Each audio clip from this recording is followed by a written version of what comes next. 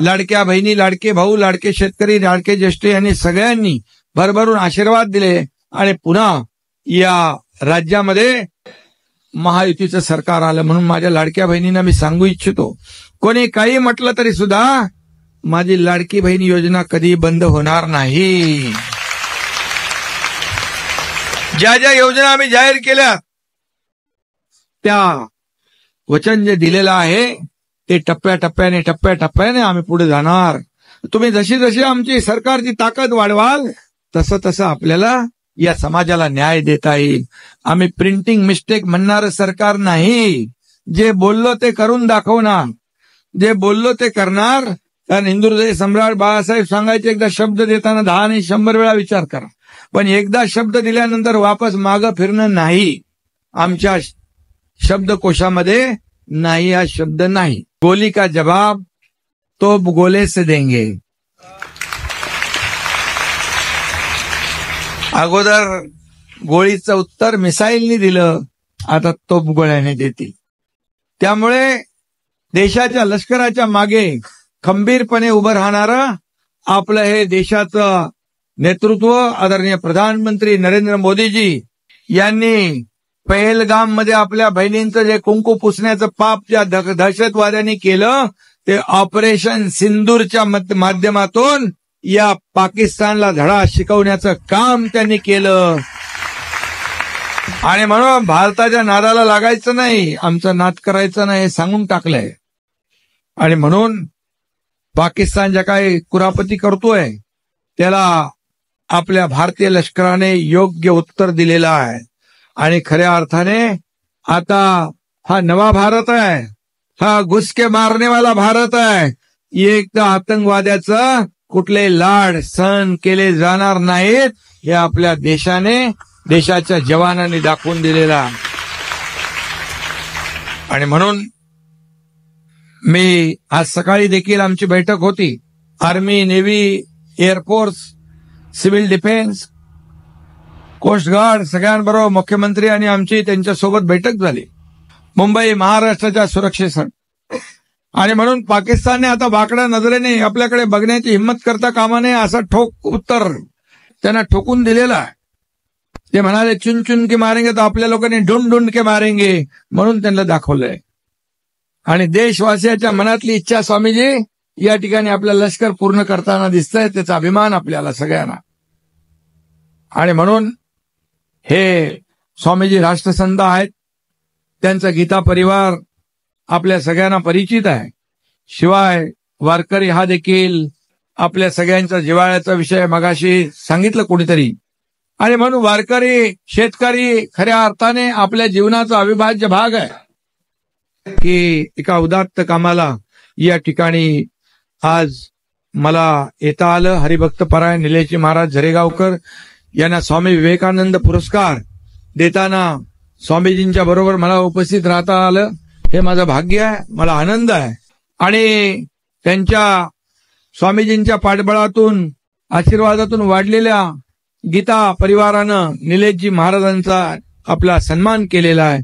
आणि म्हणून मी देखील एक शेतकरी कुटुंबातला आहे, मी देखील वारकरी संप्रदायातला, माझं घर देखील वारकऱ्याचं आहे आणि माझं नाव पण एकनाथ आहे. त्यामुळे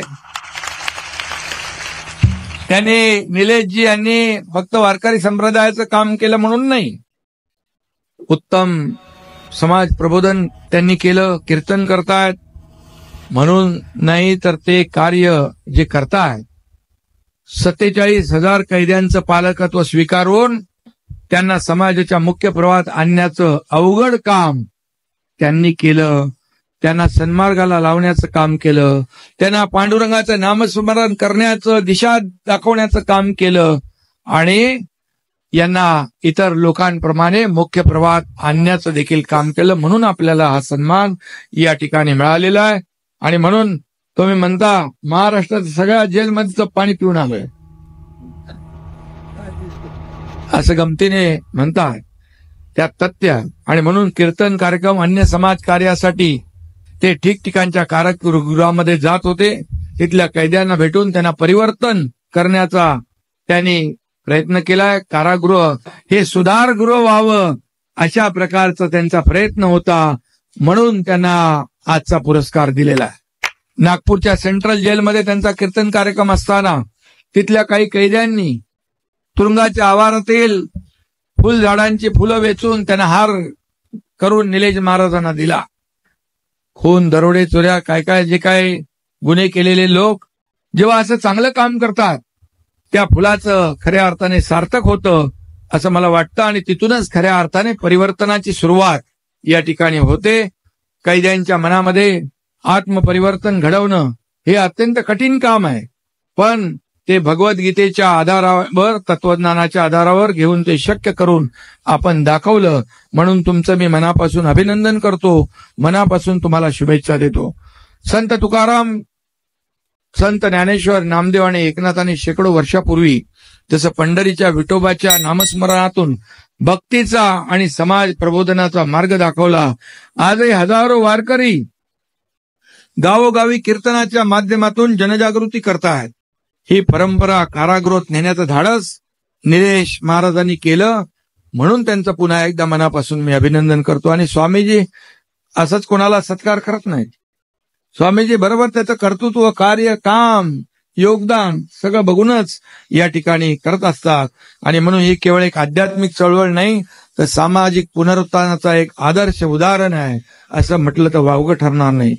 आणि म्हणून सामाजिक प्रगतीचा विचार करताना शिक्षण, आरोग्य आणि रोजगारासोबत मानसिक प्रबोधन या देखील घटकाचा विचार करायला हवा, हे निलेश महाराजांनी केलंय. आणि म्हणून हे परिवर्तनाचं मोठं काम आहे. आणि म्हणूनच मी आपल्याला एवढंच सांगतो, तुरुंगाचं रूपांतर परिवर्तनाच्या मंदिरात करणारा हा वारकरी आहे, हे खऱ्या अर्थानं पांडुरंगाचं कार्य आहे. आणि म्हणूनच आज त्यांचं या ठिकाणी सन्मान होतोय. वाल्याचा वाल्मिकी कसा झाला याचं उत्तर तुमच्याकडे बघितल्यावर मिळते. आणि त्यामुळे प्रत्येकाने आपण स्वतःहून, आपण आपल्यासाठी स्वतःसाठी सगळे जगतात, परंतु स्वतःसाठी जगत असताना दुसऱ्यासाठी जगणं, दुसऱ्याचं दुःख वाटून घेणं, याच्यामध्ये मोठा आनंद असतो. आणि असं जर आपण प्रत्येकाने केलं तर समाजामध्ये दुःखी कोणी राहणार नाही. सगळ्यांच्या जीवनामध्ये चांगला आनंद, समाधान आणि खऱ्या अर्थाने बदल घडेल.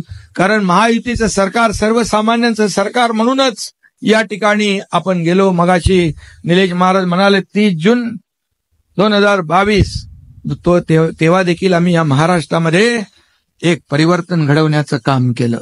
आणि ते परिवर्तन घडलं, सर्वसामान्यांचं सरकार आलं आणि तुम्ही देखील सगळ्यांनी ते स्वीकारलं. आणि म्हणूनच एकनाथ शिंदे सारखा सर्वसामान्य कार्यकर्ता या राज्याचा मुख्यमंत्री होऊ शकला, आपल्या सर्वांच्या आशीर्वादाने, आपल्या सगळ्यांच्या शुभेच्छांमुळे. आणि म्हणून 2.5 वर्षात खूप काम करता आलं. आता देवेंद्रजी आहेत, आम्ही टीम म्हणून काम करतोय, या राज्याला पुढे नेतोय, या राज्याचा विकास करतोय, या राज्याला लोकाभिमुख कल्याणकारी योजना राबवतोय. आणि म्हणूनच अशा या खऱ्या अर्थाने इथं मला वाटतं आपले कुठले दुसरे गुरु